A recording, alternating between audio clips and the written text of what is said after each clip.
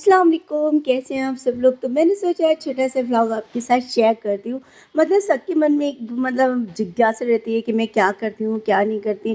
तो फिर मैं बता दे रही हूँ मैं पूरे दिन क्या करती रहती हूँ अपने घर में। मेरा बहुत बिजी स्केड्यूल है, मैं बहुत ज़्यादा बिजी रहती हूँ और मुझे अच्छा भी लगता है बिजी रहना।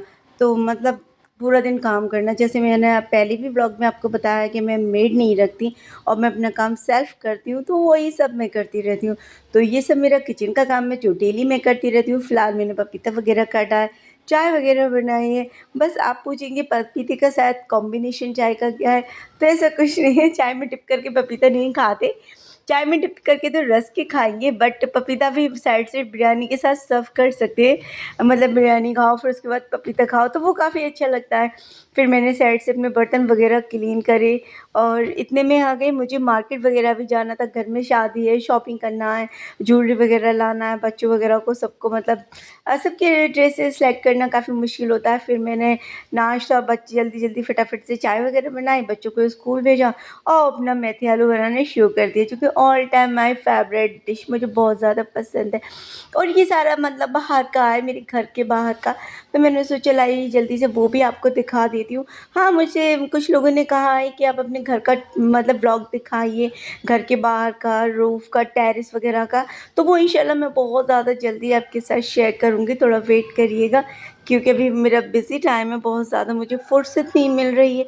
दिन बहुत छोटा हो रहा है, अज़ानें जल्दी-जल्दी हो जाती हैं, घर का काम करते रहते हैं, फिर वॉशिंग मशीन भी लगाना, ड्रेस क्लीन वगैरह करना, बच्चे मेरे पढ़ने वाले हैं, स्कूल वगैरह जाते हैं, तो सारे काम मुझे ही मैनेज करना पड़ता है, पूरा घर देखना पड़ता है। और फिर वो नमाज़ वगैरह के लिए भी मुझे, अल्लाह मुझे माफ़ करे, कहना तो नहीं चाहिए, फिर उसके लिए भी मुझे टाइम निकालना पड़ता है। और ये मेथी-वेथी तो खुद ही बनाती हूँ, कोई सहारा भी नहीं है मेथी वगैरह बनने का, क्योंकि बच्चे जब आते हैं फिर अब के शाम के लिए सारा वक़्त करें। तो फिर वो दिन अलग थे जब अम्मी बनाती थी सारा सब्ज़ियाँ वगैरह, हम तो बस मज़े से खाते थे। अपने फ्रेंड्स के साथ स्कूल जाते थे और बहुत सारी मौज मस्ती करते थे। हम 4 फ्रेंड्स थे, बहुत ज़्यादा बेस्ट फ्रेंड थे। फ़िलहाल तो अब हम लोग काफ़ी बिछड़ गए हैं, दूर हो गए हैं, क्योंकि फ़ुर्सत नहीं मिलती फ्रेंडशिप करने की। ख़ैर मेरी 4 बेस्ट फ्रेंड हैं, तो आज मैं उनका नाम बता ही दे रही हूँ। उमेरा, असरा, खालदा और हाँ, और मैं खुद हूँ ना, हनीफ़ा। तो ये और मेरी एक फ्रेंड भी थी, जो हम एमजी कॉलेज में पढ़ते थे, तब मेरी फ्रेंड बनी थी अनुराधा। फ़िलहाल मैं काफ़ी टाइम से उनसे नहीं मिली, मुझे बहुत ज़्यादा मिस करती हूँ। अगर वो लाइफ़ में कभी मुझे मिली तो मैं ज़रूर उनसे मिलना चाहूँगी। मुझे घर तो यहाँ थे, काफ़ी साल पहले मैं उनके घर गई थी। शादी से मैं उनसे नहीं मिली, सिर्फ़ शादी पर ही मेरी मुलाकात हुई थी, वो मेरी शादी पर आईं। फिर कॉन्टेक्ट टूट गया, तब फिर फ़ोन नंबर भी वग़ैरह चेंज वग़ैरह हो जाते हैं, इससे भी थोड़ी-सी प्रॉब्लम्स होती हैं। हम बहुत ज़्यादा मौज-मस्ती करते थे स्कूल में। हम नहीं जानते थे कि किचन वग़ैरह भी चलता है, और मैंने कभी लाइफ़ में सोचा भी नहीं था कि मैं ब्लॉगिंग वग़ैरह करूँगी और किचन चैनल चलाऊँ, किचन का चैनल खोलूँगी। ये सब चीज़ें मैंने तो कभी सोचा ही नहीं था, ज़िंदगी कब कहाँ पे ले आती है। और बच्चे भी माशाल्लाह से मेरे बड़े हो गए, मुझे तो कभी सोचा भी नहीं था। और दिन वक़्त इतनी जल्दी गुज़र जाता है कि बस वो कॉलेज टाइम की यादें ही रहती हैं। तो मैं ये कहूँगी कॉलेज टाइम का टाइम गोल्डन लाइफ़ नहीं, डायमंड लाइफ़ होती है। तो आप अगर कॉलेज लाइफ़ में हैं तो आप एन्जॉय करिए अपनी लाइफ़ को, बहुत ज़्यादा जिए और बहुत खुश रहिए, क्योंकि ये लाइफ़ दोबारा आपको मिलेगी नहीं। दोबारा तो फिर जो आपको लाइफ़ मिलेगी आफ्टर मैरिज, वो बहुत ज़्यादा बिज़ी रहेगी।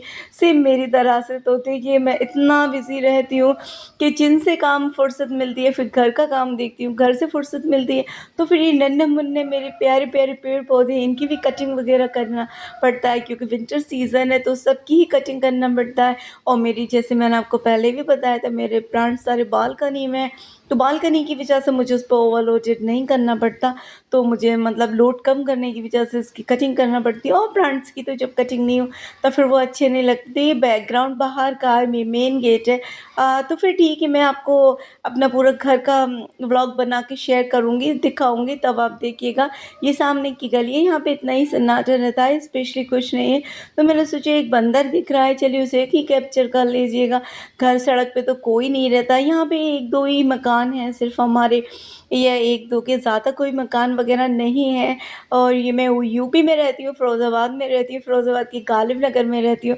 और ये मेरा मतलब हम लोग फर्स्ट फ्लोर पे रहते, ग्राउंड पे नहीं रहते। तो यहाँ पे मेरा एंट्रेंस है, यहाँ पर ये देख लीजिए टावर वग़ैरह लगा है।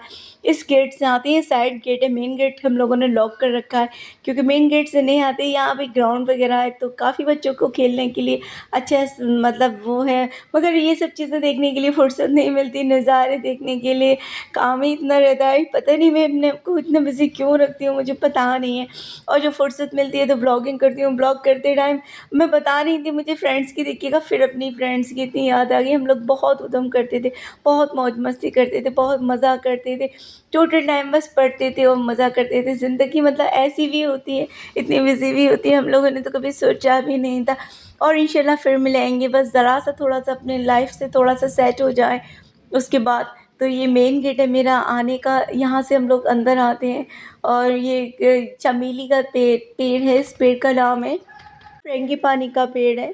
तो यहाँ पे इसमें फूल बहुत अच्छे निकलते हैं, येलो और वाइट कलर की, एक भीनी सी स्मेल होती है, काफ़ी बड़ा पेड़ होगा है। और ये बहुत नाजुक है, इस पे अगर बंदर भी बैठ जाएगा यानी मंकी तो वो इसकी स्टेम टूट जाती है। तो हाँ, इस दौरान में मैंने आलू का भरता बनाया, रोटी बनाई है। तो रोटी तो जैसे मैं सब पर्सन के लिए हैंड टू हैंड सर्व करती हूँ, अगर एक बंदा खाएगा तो उसके लिए फटाफट से मैं रोटी बनाती हूँ। मुझे रोटी रखने का बिल्कुल भी नहीं है, क्योंकि वो फिर इतनी रोटी बच जाती है तो समझ में नहीं आता।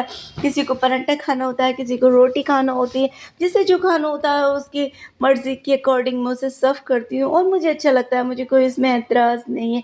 मेरी अम्मी कहती हैं सबको हैंड टू हैंड रोटी बनाया करो, क्योंकि ताज़ा रोटी अच्छी खा ली जाती है, और वरना रख दे तो फिर तो वही मुझे आदत पड़ गई है। मेरे घर पर भी बाजी वग़ैरह सब लोग हैंड टू हैंड रोटी बनाती हैं।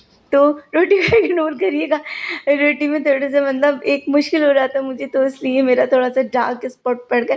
ख़ैर मैं रोटी माशाल्लाह से बहुत अच्छी बनाती हूँ, बहुत हसीन रोटी बनाती हूँ। मैं तारीफ़ नहीं कर रही, अपनी एक हाथ से भी कैमरा था तो इसलिए थोड़ा-सा दिक्कत हो रही थी, क्योंकि बच्चे वग़ैरह मेरी हेल्प नहीं करते। कहते अरे अम्मी आप क्या बनाती रहती हो पूरा टाइम, मतलब यही सब चीज़ें।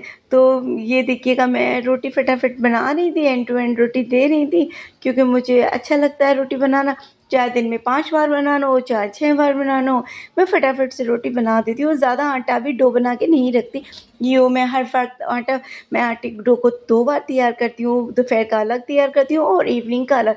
1 मिनट में डो मतलब सेट हो जाता है, इसमें ज़्यादा दिक्कत भी नहीं होती। तो मैं सबसे यही कहूँगी आप ताज़ा रोटी बनाइएगा, फिर देखिएगा कितनी टेस्टी लगती है।